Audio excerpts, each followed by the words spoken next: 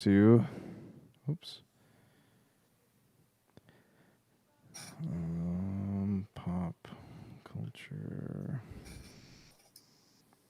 cosmos.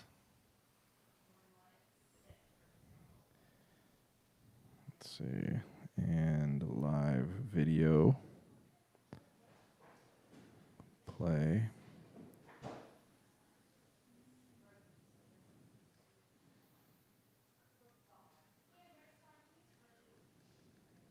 Check. Hey, check. We're checking. Check. Body check.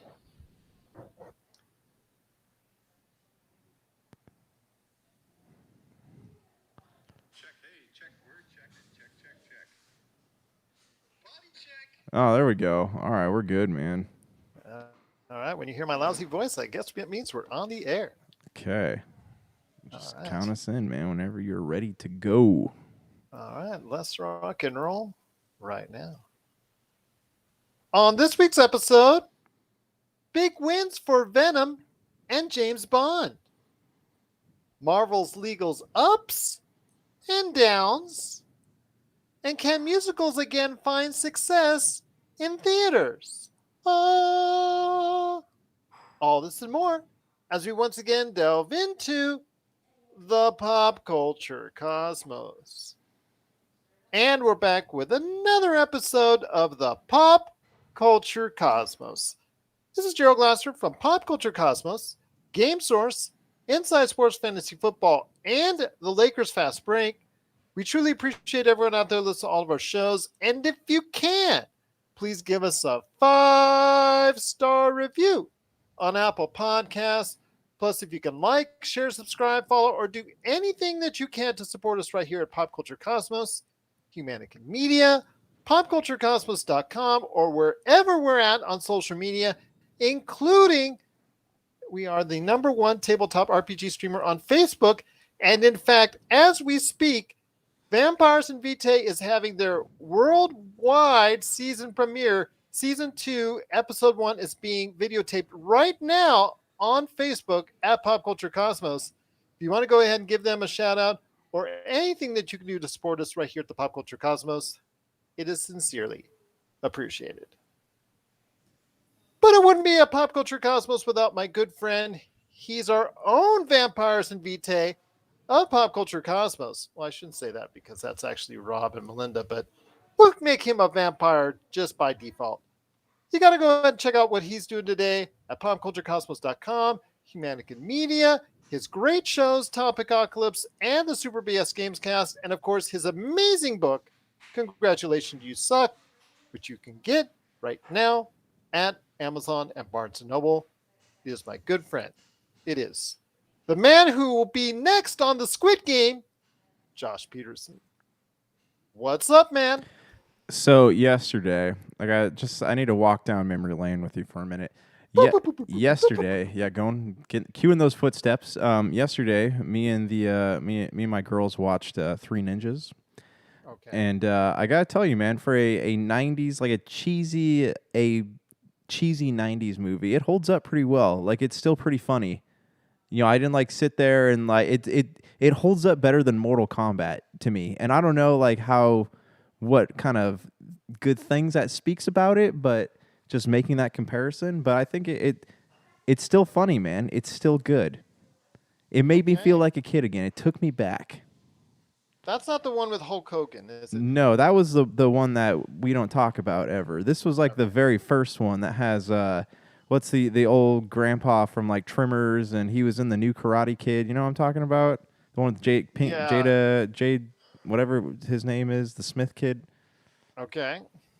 Jada Pink. Yeah, that's yeah, I know who you're talking about. Jaden Smith. Yes. Yeah. So I mean, it holds up, man. Like you don't get movies like that anymore. Like there's just a certain quality in a lack of quality that '90s movies were good at presenting. Okay. Yeah, but there's still a layer of cheese there. That's all I'll That's say. what made it so A great, though. thick layer of cheese, like nacho cheese all over Like nachos, Cheese man. Whiz, yeah. But I got to ask you the question that everybody's asking all over the internet and all over everywhere I hear. Have you heard and have you watched the Squid Game I in have not. Netflix? I didn't even know. I don't even know what this is. So I mean, I would love if you could just enlighten me as to like what is the Squid Game, because the memes have been all over the place. I've been seeing reviews for it. I had no idea about anything regarding Squid Game. And wouldn't you know, as the leader of the place to go for all the news and trends in pop culture, we did cover it on our Friday show, Melinda and I made her stay up. Well, I didn't make her stay up, but she actually did stay up until the wee hours of the morning watching this. And I actually caught it on Wednesday as it was trending worldwide or just before. I was like, oh, this came up on my YouTube algorithm. So I caught it and then just heard more about it and saw more about it. And I saw it right there. It had that magic. It had that thing that people want to talk about. Basically, it's a Korean series for everybody who didn't hear the Friday show and everybody who hasn't heard it yet. It's this Korean show that's on Netflix right now. It is the number one show on Netflix worldwide, and it's probably by the time you hear this, the number one show all time on Netflix. All time. Any show that you can imagine, Bird Box, The Witcher, blah blah blah blah blah. Nothing is compared. Stranger Things, nothing. It's all going by the wayside because this show beats them all. Basically, it's like I said, a Korean drama. People that are destitute, poor, on their last legs financially, they owe a lot of money. They're all recruited by these people to go ahead and be part of these games. Think of it like Hunger Games gone bad, real bad. And it's something that about, I think he has 450 some odd people that are competing against this. You go through a series of challenges, and each challenge, a number of people are knocked off or killed off until there's one remaining contestant that's going to win. And this is a drama series, by the way. This is not real life, thank goodness. For around 40 million US dollars. That equates to around 40 million US dollars. But the drama behind it, the twists and the turns and the backstabbing and the surprise reveals and things of that nature. And again, the shock value of seeing in the first moments of the show that you'll see 200 people just snuffed out like that in the first round. That shock value and the emotion behind it that you see each and every episode is the reason why this series is trending so fast, so far, and so wide. I mean, it blows away anything Tiger King, Stranger Things, anything else on Netflix. The Netflix CEO said last week this would be, by the time we're talking around the time where we're talking about this, the number one show all time on Netflix.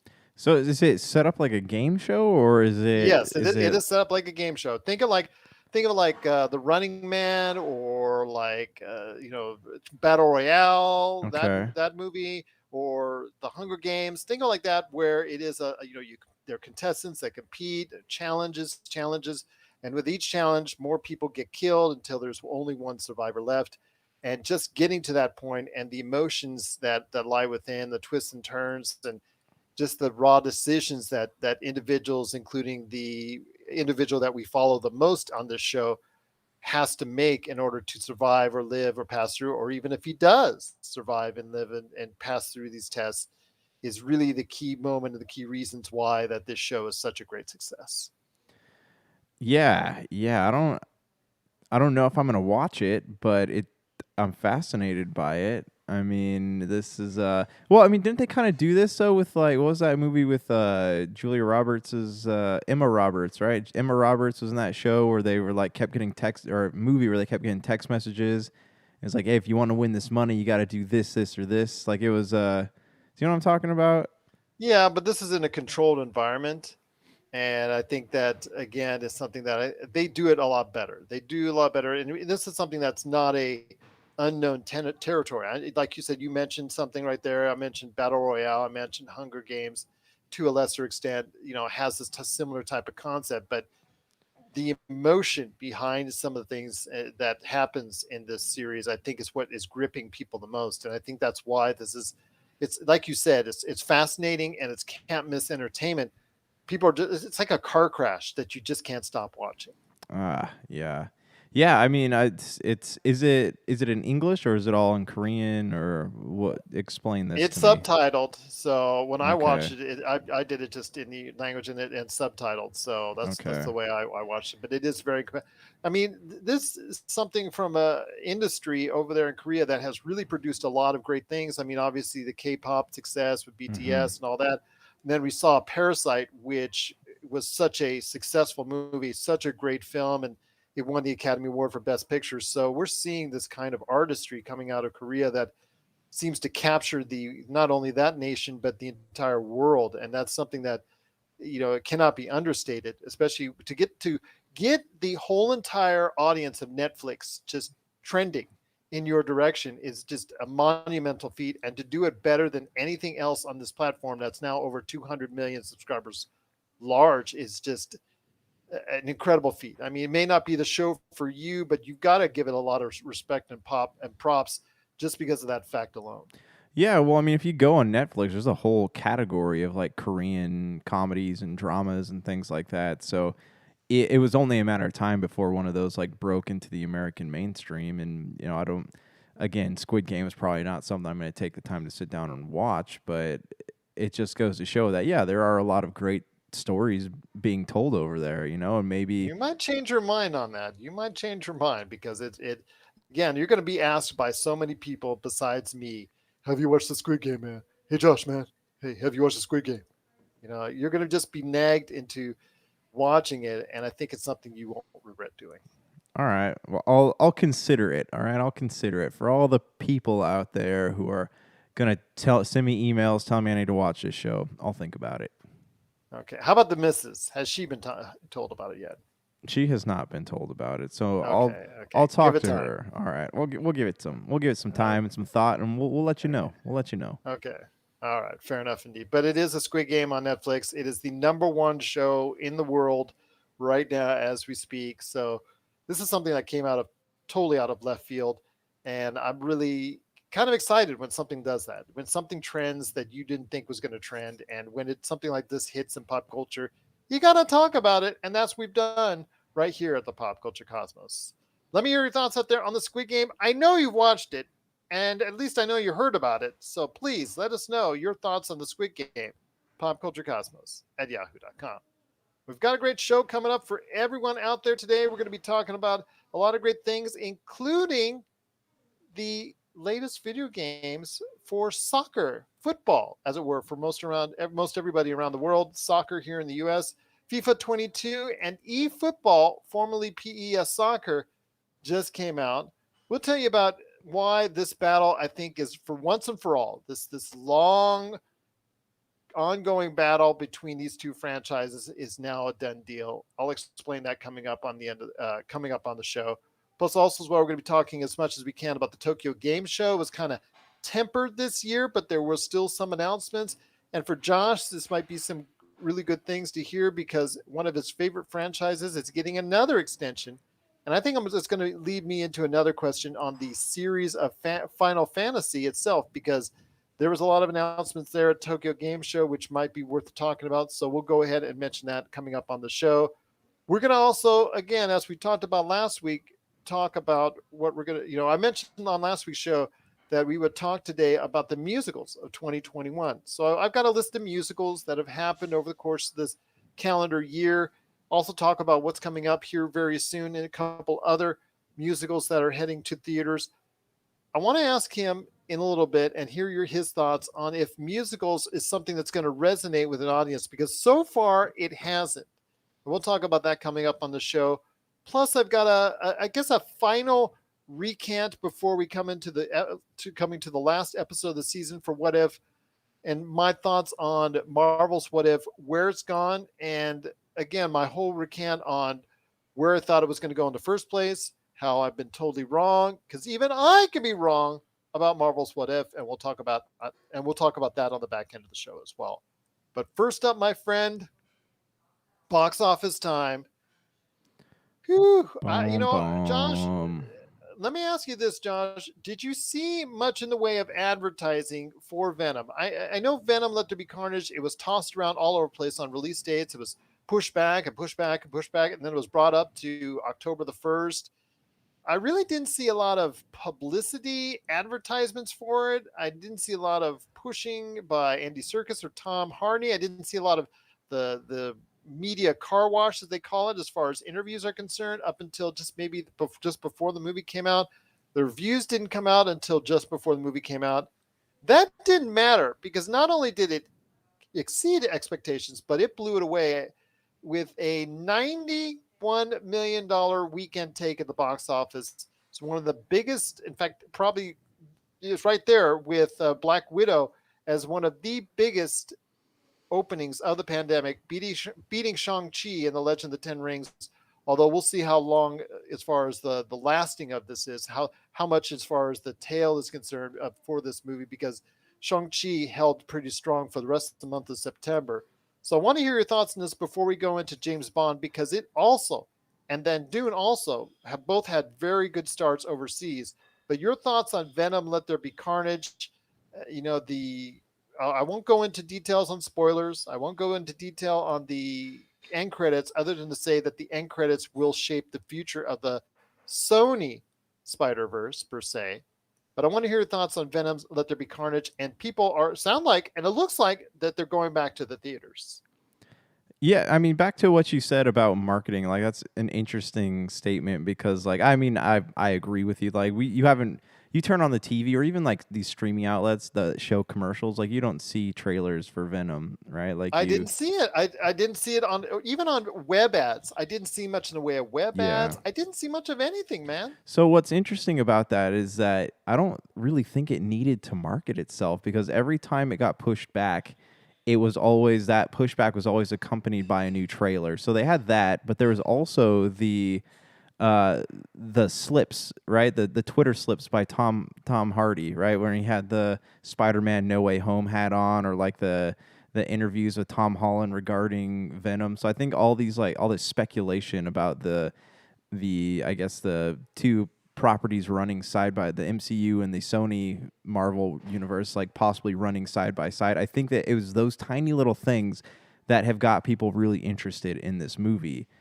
Well, I thought people might have been confused because remember it was pushed back to mid-October, Yeah. and then Sony in the weeks leading up to this moved it back up to October 1st, when a movie that was supposed to be debut on October 1st got pushed off the schedule. And that was, I think, Hotel Transylvania 3, 4, if I'm not mistaken. That got pushed off the schedule, and then Venom Let There Be Carnage took its place at the beginning of October. Yeah. Also, I do want to mention that the Adams Family 2, the animated feature, came out to around $16 million this weekend domestically, and bigger thing we also want to talk about is not as big as Venom, of course, but a bigger thing we want to talk about when it comes to the Sopranos prequel. That unfortunately tanked at the box office. I'm hoping it did well on HBO Max, but it kind of hurts to see that follow through. I thought by once we thought was a deep following that The Sopranos had, because Sopranos was one of the most successful shows ever on HBO, and to see it kind of fall to The Many Saints of Newark, which is the prequel, to a measly $5 million at the U.S. box office, even though it's running concurrently with HBO Max, was kind of disappointing. You know what's thinking about that, speaking of HBO Max, I think it's this idea Venom is not going to drop like Black Widow. It's not going to I mean, maybe it'll keep doing like what Shang-Chi's doing, but like I don't think it's going to drop at all because you know what's different between Venom and some of these other movies, The Saints of Newark, Black Widow, Shang-Chi. You know what it doesn't have in common with those other movies?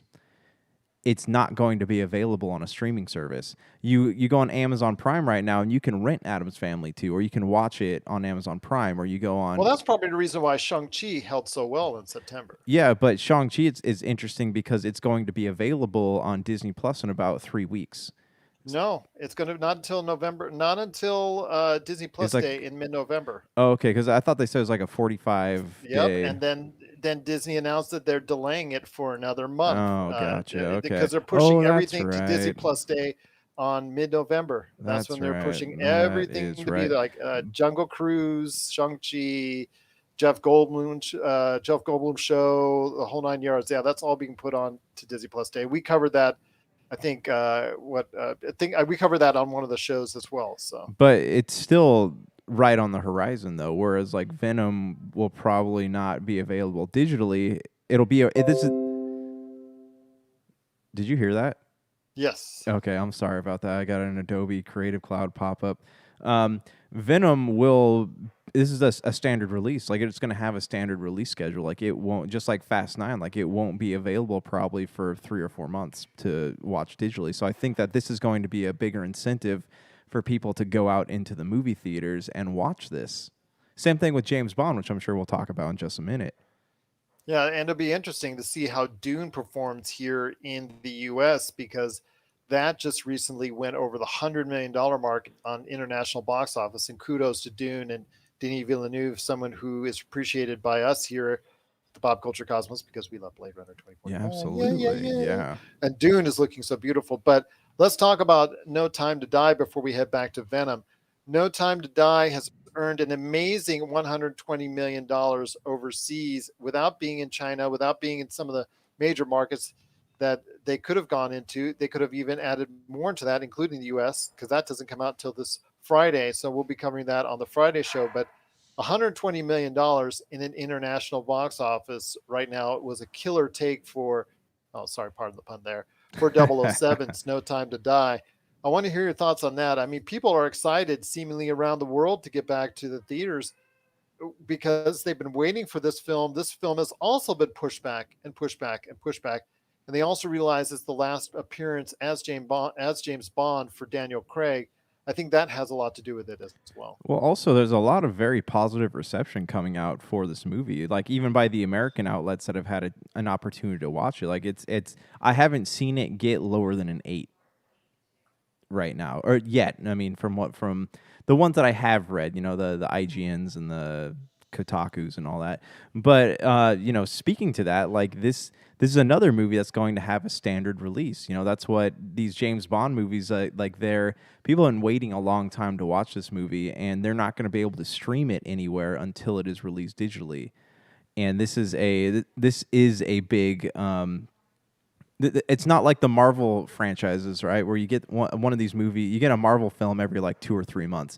James Bond is something that like takes a long time to come out, and I think that it kind of preserves the sanctity of this franchise, especially knowing that like you can't watch it anywhere else as of right now.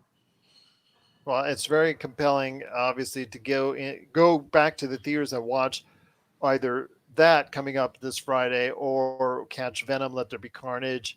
It's obviously telling that the landscape has changed where these day and date shows, these day and date movies on HBO Max are not getting the kind of I guess influence that they need to get for box office. So people are choosing to go ahead and watch them at home or watch them at any time they want. But Shang-Chi and the Legend of the Ten Rings, I mean, it dominated September simply because of the fact that it's not only a good movie, it's a Marvel Hmm. movie, but also the fact that it actually is not on Disney Plus. Jungle Cruise, that did okay at the box office, but still, that's not coming out until November. And Yeah. then you have movies like this that will not be out on digital format for at least a couple more months. So that's going to be something like you said that people have, if they want to see it, they have to check it out now. They have to check it out now at the theaters.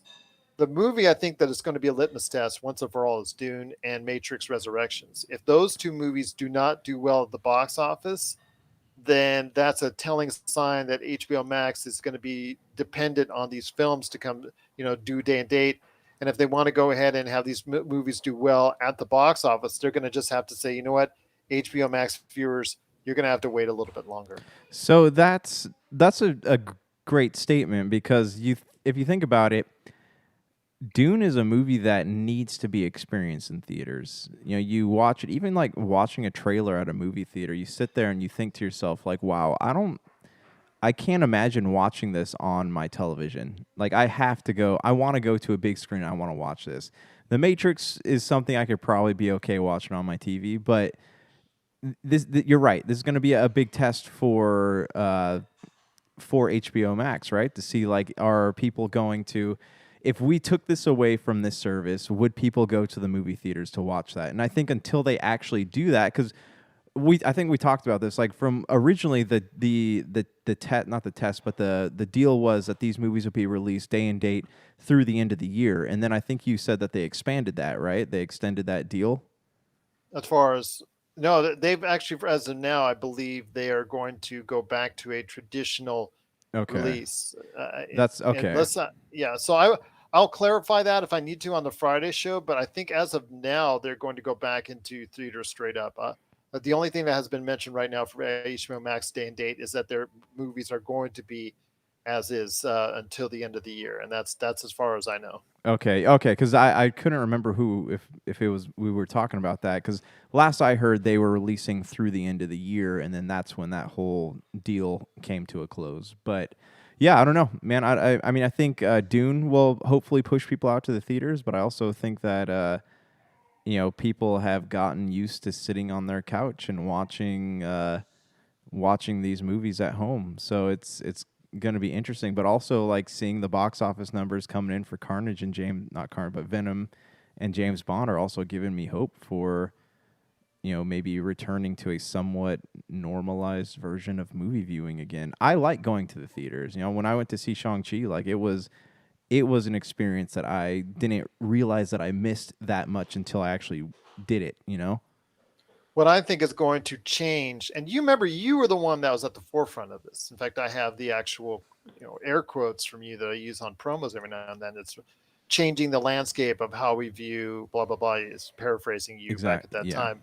Yeah, just before I think, or as the pandemic was hitting, you were seeing this for what it was as far as that landscape is concerned, and now it's reverting back to somewhat where people are becoming reliant on going to the theaters again. But I really think where's this legacy of the simultaneous day and date or just going straight to streaming or anything of that nature is going to be is where these movies don't, back in the day, movies would sit in movie theaters for 6 7 months before they would go to a on demand videotape, DVD, Blu ray type format. I think that's the part of it that's going to end. Right now it's 45 days. I think you might even start seeing some 30-day windows and things of that nature if it's a movie that's not performing well at the theaters. Yeah. I think you will probably start to see that window shrink a little bit more, maybe even as early as 21 days. I think it, depending on the movie. If it's a hit movie, they're going to actually extend it like you're seeing with Shang-Chi and the Legend of the Ten Rings. But if it's a movie that underperforms, they want to go ahead and try and gloss it up by hitting it to the streaming networks and streaming outlets and video on demand as soon as possible. Yeah, and I don't think we're ever looking at the box office numbers right now, right? We're like barely crossing $100 million, right? So it's nowhere near what it once was. No, no, but it's in the right direction now. It's in the right direction, but I guess like the true test will be like how long will it take for those numbers to rise up another 40 or $50 million? Like when Well, let me put it to you in perspective. Venom: Let Be Carnage actually this weekend outperformed the first weekend of the original Venom. But do I think that this movie is going to, over the course of its lifetime, earn as much as the original Venom, which earned over $800 million? I got to correct yeah. myself from last week. It earned over $800 million worldwide.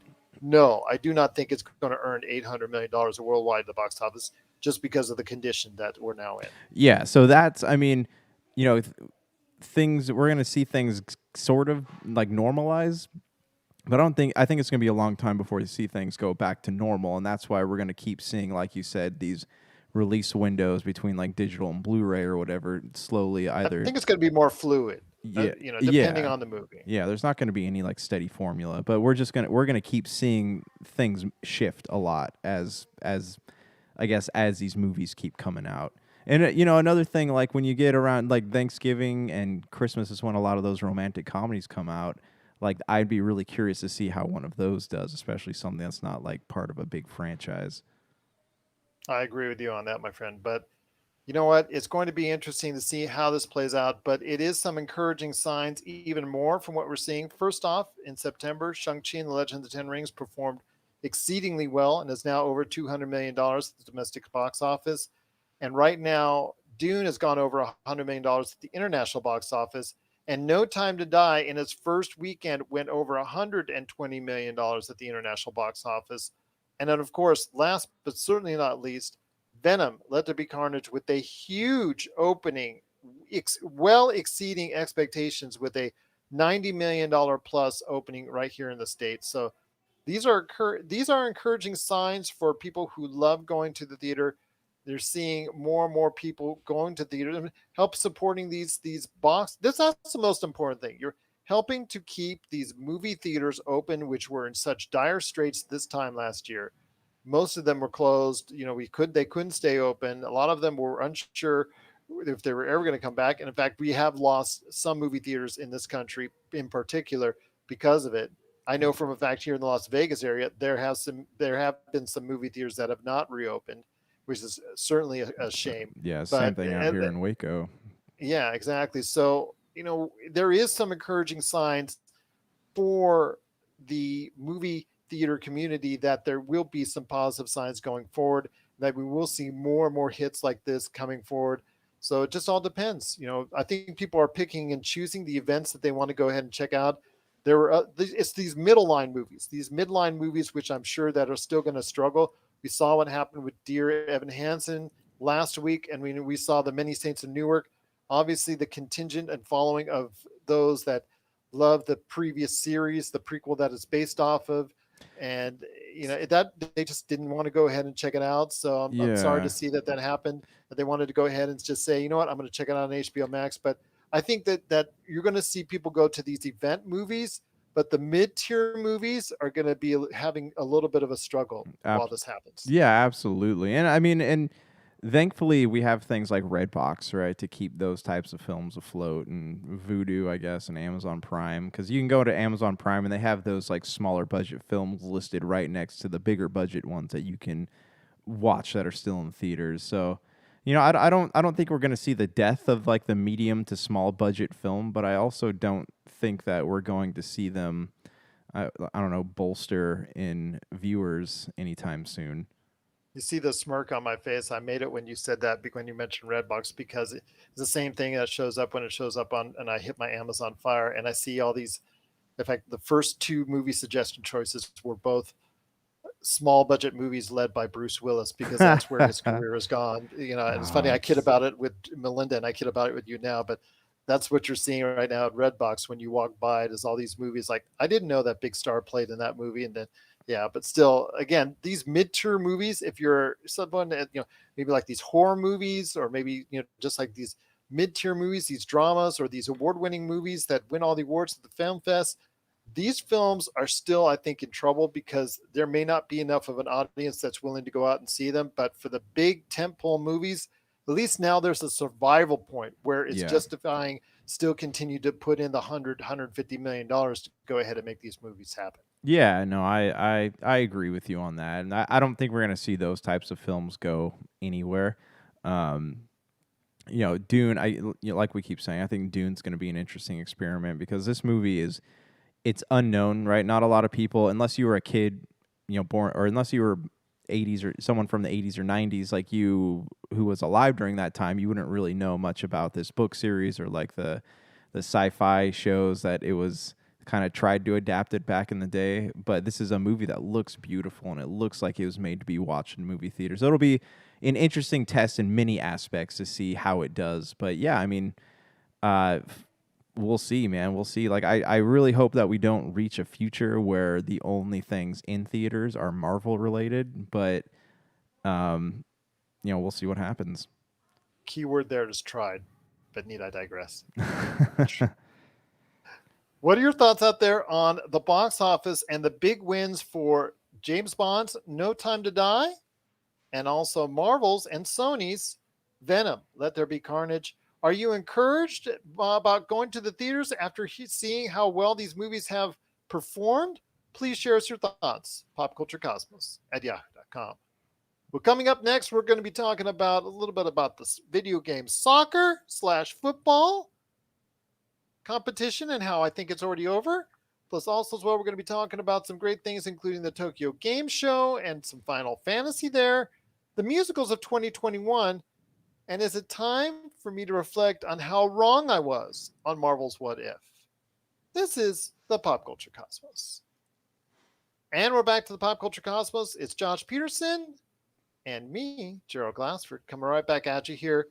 Josh, I wanted to give you a heads up on this. When it comes to soccer, We had the October 1st release, and right around then, of both FIFA 22 by Electronic Arts and its competitor, I'm not putting that now in air quotes, eFootball, which was once Konami's PES Soccer for many years. Konami's PES Soccer, which is now eFootball, was given a flashy new name, and things were supposed to be going ahead and just be all great, and they're going to be competing on a better level than FIFA.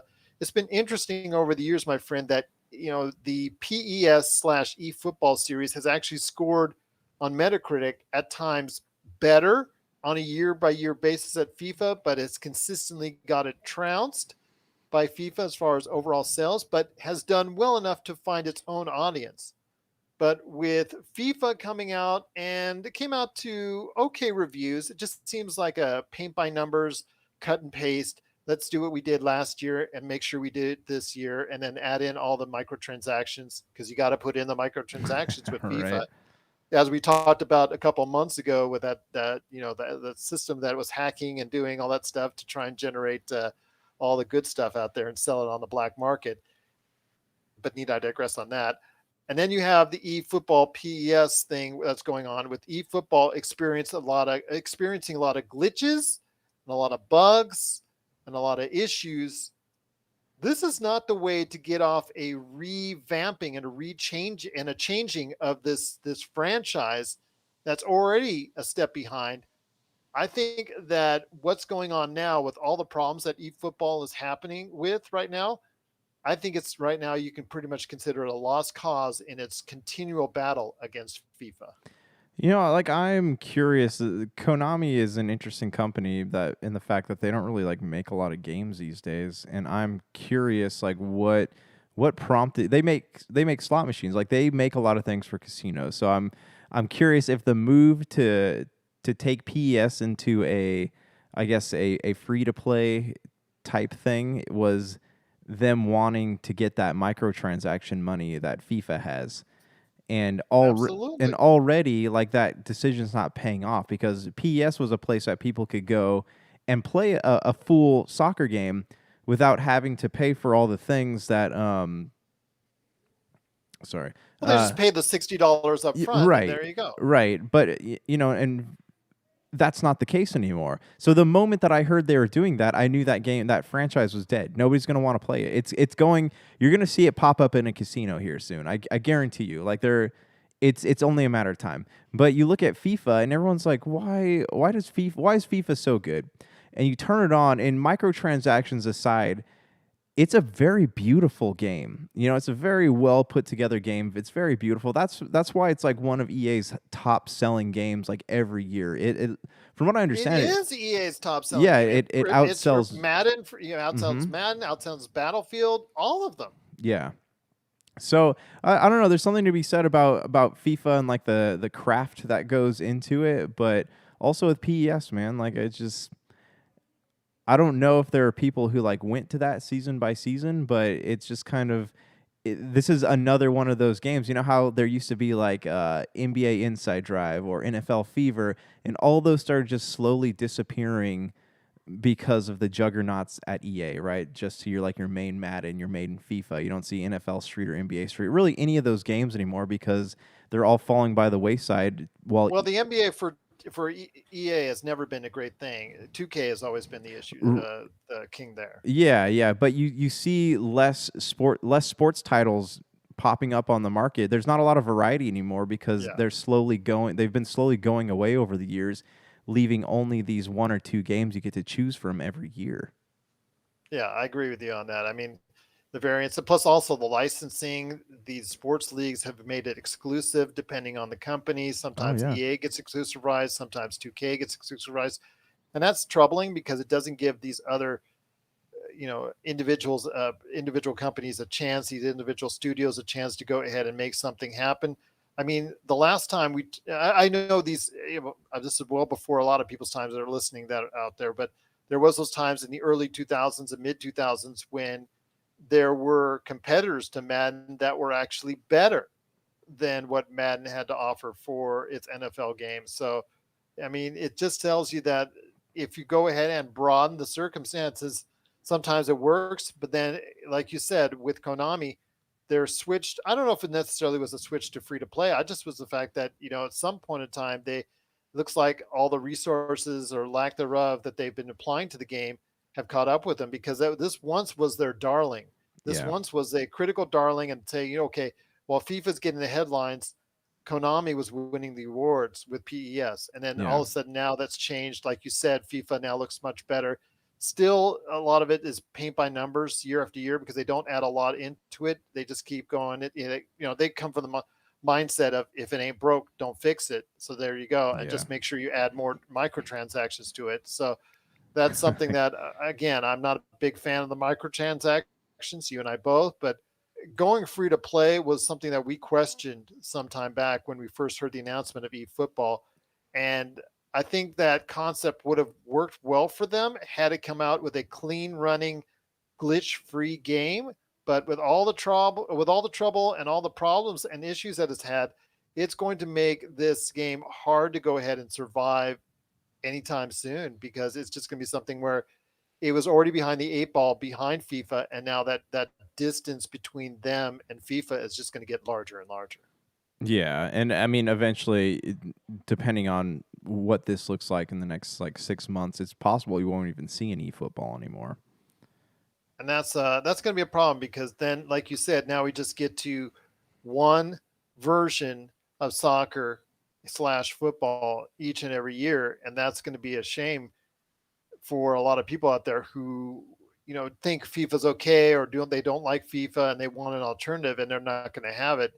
But again, it's just something that once you find that niche, like with EA and 2K, once you find that game that you really are going to be behind, you keep applying resources to it, and it year in year out, it is what it is and becomes the standard. And again, I'll go back to the time when I was running game stores and I was told that the future of video games was still going to remain Madden. And I was complained to why I only had a couple hundred or so pre-orders for Madden. And Yeah. I said, well, because I'm marketing FIFA because the audience that I'm catering to in my area is preferring FIFA, and they feel like this is their game. And for people around the world, this has now become their game. This is very quickly over the course of 2 decades become now one of the major forces in video games. And people just don't sometimes get it why FIFA is so big, but it's the world's most popular sport for a reason. And it just seemed like a natural that the world's most popular sport that's been followed for decades by people all around the world would just eventually become one of the most popular video games based on it as well.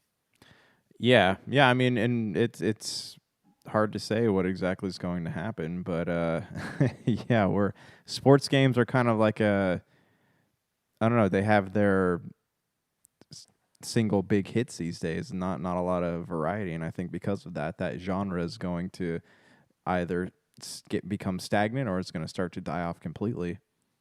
I'm looking at the behind you, the space behind you, and my space behind me. And if we can start getting some like computers together to get computers together and start crypto mining this stuff, maybe we can just like get all those crypto mining some PS4s together and Oh, there we go. yeah, we can go ahead and earn some of our own stuff and sell those microtransaction stuff on the open market that we can get Yeah, in FIFA. we'll just put our operation next to a power station, so nobody will guess what we're doing, right? Like it's just run off from the power station. No one will know. Nobody will No know. one will know. Yeah, Absolutely no one will know. No, yeah. we're not doing anything. We're We're not just doing playing a anything good old shady fashioned here. What are game you of FIFA. talking Yeah. about? Football. Hey, Hey. yeah, right. Sure. Yeah. Well, that's the police knocking at my door. Okay, there you go. But I'll tell you what, right now things are looking good for FIFA, and they got to be laughing at EA about this in regards to the debacle that is eFootball. But if you're a fan of soccer video games, a slash football video games around the world, if you're a fan of FIFA or eFootball, we want to hear your thoughts. Were you saddened by the start of eFootball? And are you ready to go ahead and admit that it's going to be FIFA from here on out? Please share your thoughts. popculturecosmos@yahoo.com. Well, before we end the show, my friend, because we still got quite a few minutes left, I wanted to go ahead and hit you up on this the Tokyo Game Show, which actually we like to talk about from year to year because we like to see what's trending overseas and trending in Japan because they have been so much a part of our culture, our lives, and the video game community. And to see what's trending there, it was a little bit subdued this year because a lot of it was not in person. A lot of it was just showcase presentations because of what's going on with coronavirus there, and that is a lot at a lot more serious level than in other places around the world. But it was still a little bit subdued, but it was still not without its moments. In fact, I wanted to ask you one thing when it comes to the Tokyo Game Show. Final Fantasy, my friend. I mean, Square Enix, it's going to just shoot, offshoot, offshoot, offshoot, branch out every single part of the Final Fantasy IP. And this is going to be something that's no less different because they did announce that Stranger Paradise Final Fantasy Origin is going to get a March 18, 2022 release date for the PS5 and Xbox Series X. It's got some multiplayer stuff going on and all that. And the things are it's looking good, of course, but to me, it's just all about that Final Fantasy IP. And the fact is, there's no. I mean, you can't go back now. You can't take the genie out of the bottle. I mean, you can't put the genie back in the bottle because there's just so much branching off on this Final Fantasy series. I mean, you can't just go 1, 2, 3, 4, 5, 6, 7, and then you go 10, 11, 13. Now it's like offshoots, branches off, side stuff, other games, things of that nature. So I want to hear your thoughts on following this as a Final Fantasy fan. Is this something that's going to get you excited? This new game that's now in development that's going to come out in March, this Stranger Paradise Final Fantasy Origin. Do you really feel like it has to have the Final Fantasy moniker on every single game that's released by Square Enix? I'm surprised they didn't put Final Fantasy Avengers. Well, it's funny you say that because I always wonder like how many of these Final Fantasy spin-offs start out as something else or maybe like leftover assets from another Final Fantasy game. Talking about Strangers of Paradise though, like it looks like a Devil May Cry game. It plays Yeah. like a Dark Souls game or Demon Souls game, whatever you want to say. Um, but I'm excited to play it, man. Like I hear the demos kind of glitchy, but then everyone I've talked to said they're able to look past the glitches and see like what this game's going to be. But that being said, Final Fantasy 1 came out how many years ago? Like 89, somewhere around there, Yeah, late somewhere around there. 80s. Yeah, I mean Yeah. this is a game that's pushing like 30 years plus, and they're doing a prequel to it now. So that makes me wonder, are they going to be remaking Final Fantasy 1? Like, are we going to see that arrive at some point so that people Oh, I'm sure. can kind of jump back into it? Because if you look at the trailer, like Final Fantasy was it was more of like a medieval game, and then you look at the trailer for Stranger of Paradise, and it has more of like a cyber tech type look to it. If you look at some of the set pieces going on there, so I don't know if they're getting ready to remake or rebuild the game. I don't know, but Stranger of Paradise does look good. It has, as far as like the constant releases of Final Fantasy games go, I normally would be on the same boat as you, like saying, "Oh, there's just too many of them." But like the not it's not an issue, but they have been consistently good in my book. Like Final Fantasy VII Remake was good. Final Fantasy 15 was one of my favorite games of the past 10 years. Never played 14. 13 was absolute garbage, but the sequels were okay. Like they've been pretty consistent in like putting out things that are good. And Final Fantasy games are kind of like what would you call like Pokemon, right? Like an RPG light, is that what maybe? Yeah. So That's a good way to say it. Final Fantasy is like the bridge between casual gamers and the RPG world, because I remember playing Final Fantasy 7 as a kid. I'm like, "Oh, what else is out there?" And I think that that's kind of been the case for a lot of people. And I think that's why Final Fantasy lives so strongly in the hearts of like old and new gamers alike still to this day after what 20 something entries into the series. Oh my gosh, that's like the scraping the bottom of the barrel, my friend. You've got more, but you got to be more than 20 entries. Right now, okay, I'll tell you what. You know how I always make Well, the moniker. no known entries, I guess. Okay, you know how I always make the analogy of when talking about you walked into Kevin Feige's office at Marvel and you see the whiteboard and you see a consistent timeline, you see nice little neat lines, and what's it branching off as now. Even with the Sony multiverse, you see a nice little maybe branching line, similar to the way you see it in Loki and whatnot. It looks everything's consistent, everything's organized, things of that nature. And then you go to when you pop over to DC, you go to Warner Brothers, and you see like it's all scratched out and stuff like that, erased or whatnot. But you see maybe a little bit of completeness here and there, or whatnot. Let's say you flew over to Japan and went to the office of Square Enix, and you saw their whiteboard on the Final Fantasy saga and the IP. Man, that thing's like this, that thing's crazy. That thing looks like somebody was investigating for a murder, because that thing, they're like It's all like over the a place. It's all over the place. Like, that Charlie Day meme that's out there. I mean, it's like a just all over spider this web. conspiracy. It's like a conspiracy theory thing where it's pinned like here, there's a Final Fantasy game here, Final Fantasy Tactics, Final Fantasy this, Final Fantasy that, Final Fantasy this. It's like all over the place. There is just no way that people can go ahead and keep any track of it, for people that are trying to keep track of it, because it's just absolutely a mess at this point. You know what? But That would I be can't argue with the success. I can't yeah. argue with the success. This would actually be an interesting like pop culture cosmos spinoff, like tracing the timeline of Final Fantasy games. I don't know. Sorry, I already have gray hair, so actually I'd be okay with it. but no, I totally understand what you're saying, man. And like until they put out something that is just monumental trash, I think that we're gonna just keep seeing Final Fantasy games. And like I enjoy them. We didn't see Final Fantasy 16, but like it looks cool from what we have seen, and allegedly we're going to see more of it next year at some point. But uh, hey, this Final Fantasy Stranger of the Paradise game is either going to be amazing or it's going to be trash. And if it's trash, then maybe they'll rethink the I guess spin-offs a little bit. But No, they won't. They'll slap a Final Fantasy on it. You the and I both know the that. unfortunate part about all this is that it does, they must have been this Final Fantasy, the mainline games you're talking about, you said they don't just go from like 1 to 2, 3, 4, 5. They take years to make. You have what's his name, Nomura.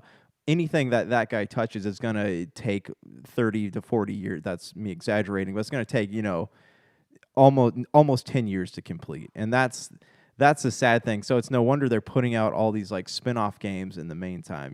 We're Final Fantasy 7 Remake Part 2 is probably going to be a 2023 to 24 game. Final Fantasy 16 will probably come out next year at some point, but it's crazy, man. It is crazy, but until one of these games is like a dumpster fire, I think we're just going to keep seeing more of them pop up. And you're seeing a lot of the same things that was announced that you've seen before. I mean, Shimigami Tensei 5. They talked about Monster Hunter Rise coming to Switch. I mean, the Forspoken what? saw some more stuff Yeah, for that. and they talked about Guilty Gear Strive, King of Fighters 15, and you've seen all this stuff before. They talked about Eternal Return getting a release date and all that, so that's good. That's going to be coming out pretty soon here in a couple weeks. So I know people are excited for that. One of the last things I want to talk about when it comes to Tokyo Game Show is Xbox. And Xbox with Phil Spencer. I got to give him an A for effort. We picked on him on the last time we talked about this as far as the Xbox Series X release and all that with the games, and how there was no Halo, and how that looks to be something that's kind of hampered now, even though it's coming out later this year. Should have, woulda, shoulda, coulda there. But he's given an A for effort in a area where the Xbox has not only consistently lagged behind, but has consistently done extremely poor. Like, you wouldn't even stay in business if they did this kind of business everywhere that they do in Japan. Yeah. But he's talked about getting more Japanese studios. He talked about the cloud gaming, which was launched during the Tokyo Game Show. I mean, give Microsoft and give Xbox an A for effort. But is there really anything that they can do to find a consistent foothold, even in this marketplace? Because Nintendo and Sony have really just dominated the market in Japan for decades. And every time Microsoft has come out with an Xbox, every time they talked about buying more studios, every time they talked about developing more Japanese games and have produced Japanese style games for that marketplace, it has fallen on deaf ears. Yeah, I mean, when Phil Spencer says he wants to, I guess, connect with the Japanese marketplace, I'm pretty sure he means it. Like it's Oh, I not. know he means it, but again, it's not going back forth. It's N- not yeah, it's not a two-way street here. No, I know, and I think until we see games like these off JRPG series, like the Atelier series, which they announced at Tokyo Game Show is going to be a sequel to Atelier Sophie, but it's until we see games like that, and even some of like the more Japanese dungeon or Dragon Quest games, like hitting the Xbox console. Um, I think it does. They do have a steep uphill climb. What was kind of amazing to me is the arrival of Scarlet Nexus on Games Pass. That was something that even the the developers of the game said, "Hey, I don't know if we're," or the publisher said, "Hey, I don't know if this is something that is going to be on Games Pass anytime soon at all." And lo and behold, we get that. And even like the act of localizing a game like Starfield, like that's no small task to do. And the fact that they're Yeah. putting in the effort to localize it for Japan is a big move for them. And so yeah, I think they're sincere in it. I don't know how easy or how long that's going to take to fully see the fruits of those labors. I hope they do. I hope they will, and I hope that they will find success in Japan because I think it's starting to get to the point where this is a great product that Xbox has. PlayStation obviously has its winners, has its supporters, and they've done a great job themselves in many ways. But I think the Xbox Series X is something that everybody around the world should take notice, especially with the Xbox Games Pass. Even if they don't want a Series X, just get involved with the Games Pass because I think right now that is the best deal in gaming today. Yeah, no, I agree with you. And like, granted, Microsoft with Games Pass, or even just anything they make, they don't really do a lot for game preservation. They do put old games up on Games Pass, but there's no this like constantly online thing that Xbox does bothers me, and the fact that say the internet ends for the entire world, you won't be able to play some of these games. But they have gone great strides to really like make gamers out of people who don't play games, and I think that that's a step in the right direction. What are your thoughts out there on the Tokyo Game Show? It was subdued because of obviously reasons, obviously because of what's going on with COVID, especially in that country. So we wish everybody all the best out there in Japan and thank all of our listeners that are out there. Please share us your thoughts on Tokyo Game Show 2021, popculturecosmos at yahoo.com. My friend, we now have just a few minutes left, but I wanted to go ahead and touch on something that I promised we would on last week's show, and that is the musicals of 2021. And the fact is, for the most part, they have not been successful at the box office or viewership. And it's just been kind of, I guess, underwhelming for the most part for most of these musicals. And with musicals like the animated Sing 2 that's coming up, plus also Steven Spielberg's recreation of a West Side Story, also coming up in the not too distant future, there's still more musicals to take place. But there have been more musicals out this year in a film format than I've seen probably in any other year, but none of them so far have really resonated. The most effective, I think, that's out there that has resonated with the audience is something that we highlighted here on the show when it came out, and that was Annette. And that's done pretty good for Amazon Prime, and it's considered by many to be the best of these, or at least most successful of these movie musicals that have come out. And even that, because it didn't come out really in the theaters here in the States, you can only say with tempered enthusiasm. But when it comes to that, or the controversial In the Heights, which I guess did okay from what we're seeing at best on HBO Max and did horrible at the box office. Everybody's talking about Jamie. That's available on Amazon Prime. That's getting okay reviews. We know about Dear Evan Hansen, which is really getting killed at the box office. Hey, but And I'm come, actually hearing from people who are watching that they liked it. So I don't. I mean, I well, d- do you realize? I mean, the character is trying to be a high schooler, and he's no, the one I from the I play, realize and that. yet he's might be older than you and I. Yeah, and I realize that, and I don't have any I'm kidding desire when to I say that. watch it. But I just like I've heard from the average moviegoer that they enjoyed it. But granted, I Well, don't know what. there's not that many average moviegoers with seeing the box office returns actually checking it out. Yeah, yeah. I mean, I didn't even know. Honestly, didn't even know it was a thing until you had said something about it. But yeah, I mean, speaking to musicals, I think that we're seeing a lot because Broadway hasn't reopened yet. Like they don't. Yeah. they don't people aren't able to go see these shows, and these producers and these actors, they're not making any money off of anything. So they're what's the next best move to do? Like, let's bring a camera in here and let's film this thing, so that people can sit there and watch them. So I mean, it seem to be a good idea for the folks from Come From Away. That's a Broadway musical that was sent to Apple Plus, and then Cinderella, which was supposed to have some really high expectations for Amazon Prime with Camila Cabello in the lead role. That has not unfortunately done really poorly with critics, and I think that's not gotten a great reception online as well. So I'm seeing mixed returns from this, and the musicals used to be something that the theaters could count on, and it's just been kind of disappointing to see where these type of musicals, the kind of turn that they've gone from box office, sureties to what I mean. Cats was a disappointment. Cats was a bomb, an all out I think bomb. that's a mild statement. Yeah, and now you've seen what's going on with the musicals that have come out for the most part not achieving any real success. So it's kind of disappointing to see where we stand, because seeing musicals in a box office format, yeah, it's not the thing that you should be seeing it on primarily. You should be going to the regular theater, going to Broadway theater, Yeah. or if you have a theater like that in your area that showcases Broadway shows, that's obviously the best place to see it. But if you can't, or you don't, seeing it in a video or film format, it's not too bad to see it that way. But unfortunately, they're just not resonating with viewers right now.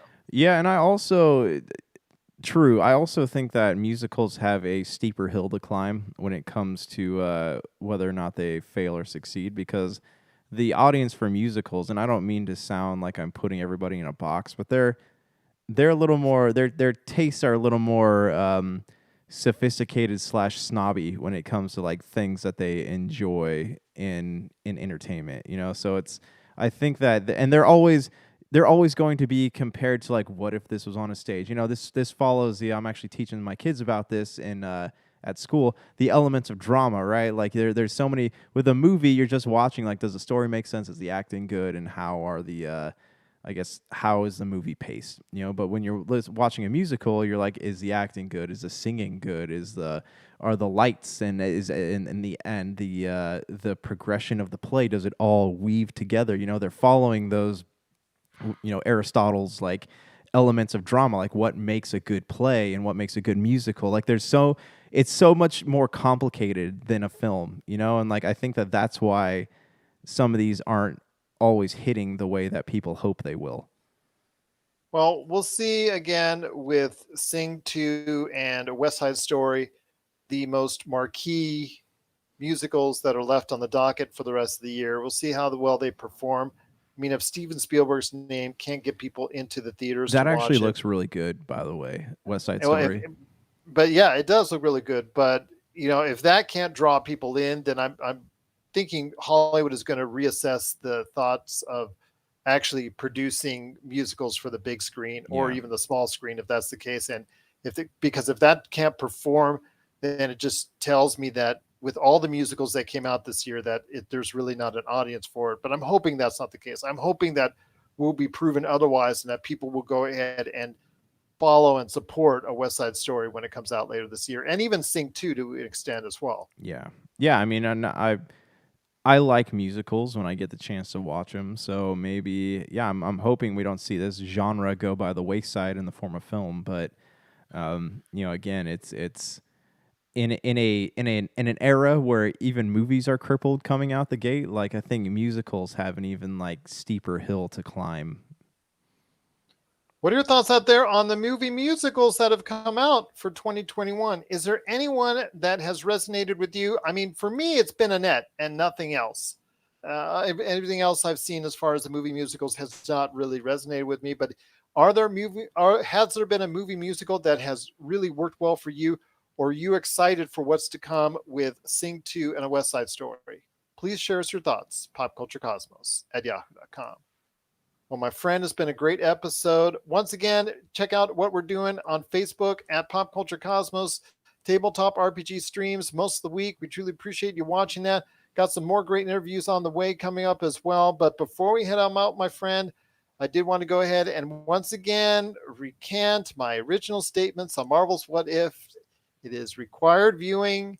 It looks like there's really some good stuff going on. I just finished episode 8, watched that with my daughters, and it's really starting to look good. And we got one more episode left for this season. There's already season 2 on the way.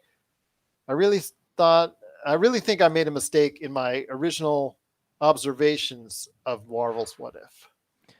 Yeah, I mean, I haven't watched it yet, but I heard about the Guardian, and that's what happened with that, and everyone's saying like, oh, now it has an even bigger repercussion on the MCU. So I'm like, now I'm gonna have to go back and watch. Now I'm gonna actually have to sit down and watch this thing, which I wasn't planning on doing, but one day I'm gonna have time to watch Loki. I'll have time to watch What If. I'll have time to watch The Mandalorian. I'm just gonna freeze time and step into my own pocket of the universe and watch these shows, and then step back out and we can talk. Sounds good, my friend. If that's the case, I will call you Neo. There you go. And you've got everything in the Matrix all taken care of. There we go. All right. Exactly. Absolutely. But my friend, it's been a great episode. Any last thoughts on the way out? We covered so many things today. I think I'm good for right now. But Wow, that's a rarity. I know, seriously. Like, I know closing thoughts here. I think we talked about all the things this episode. Okay. Well, I will tell everybody CSI Vegas is around the corner, so check out CSI Vegas. All you old CSI fans coming out of the woodwork, please go ahead and check out CSI Vegas this week on CBS. That would be my one thing to say. So we'll leave it at that. But again, we cannot thank you enough for being on the show. Please check out our State of Pro Wrestling we did last week with John Orlando, part 1 and part 2. Please go ahead and check out that. Part 1 was a great show. We did very well on that. Part 2 is part of the PCC Multiverse on Friday. Had a great conversation as well with Melinda Barkhouse on a lot of great topics, including Squid Game. Squid Game. Squid Game. So everybody's talking Squid Game. So we can't do any less right here but talk Squid Game at the Pop Culture Cosmos. Squid Game. So for Josh Peterson, this is Gerald Glassford. It's another beautiful day in paradise right here in the Pop Culture Cosmos. We thank you for listening. And here's hoping you have yourself a great